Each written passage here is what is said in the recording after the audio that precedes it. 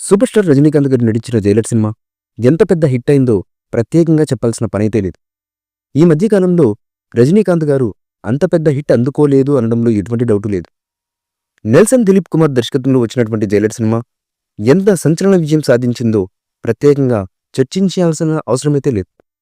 ఈ సినిమా ఏకంగా 700 కోట్లకు పైగా వసూలైతే చేసింది. అనిరుద్ ఈ సినిమాకు సంగీతం అందించారు. జైలర్లో రజనీకాంత్ గారు పోలీస్ ఆఫీసర్గా కనిపించి విపరీతంగా ఆకట్టుకున్నారు ప్రేక్షకులను. కంప్లీట్ యాక్షన్ ఎంటర్టైనర్గా తెరకెక్కిన ఈ సినిమా ఇప్పుడు సీక్వెల్గా తెరకెక్కుతుంది.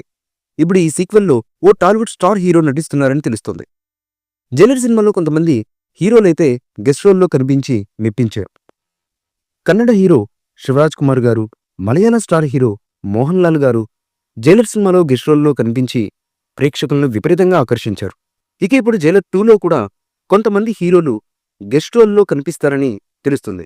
కాగా జైలర్ 2లో స్పెషల్ రోల్లో Narasimham Nandamuri, God of masses Balakrishna గారు గెస్ట్గా కనిపిస్తారని అంటున్నారు. గతంలో జైలర్లో కూడా నెల్సన్ బాలయ్యను గెస్ట్ రోల్లో నటించమని అడిగారని వినిపించాయి.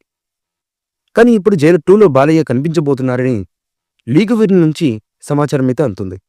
జైలర్ 2లో బాలకృష్ణ గారు పోలీస్ ఆఫీసర్గా కనిపించున్నారని అంటున్నారు. ఇప్పటికే సంప్రదింపులు కూడా అయ్యాయని తెలుస్తున్నటువంటి సమాచారం. మరి ఈ వార్తల్లో వాస్తవం ఎంతున్నది తెలియాల్సి ఉంది. రీసెంట్గా జైలర్ టీజర్ను విడుదల చేశారు మేకర్స్. సంక్రాంతి కానుకగా జైలర్ 2 టీజర్ను విడుదల చేశారు.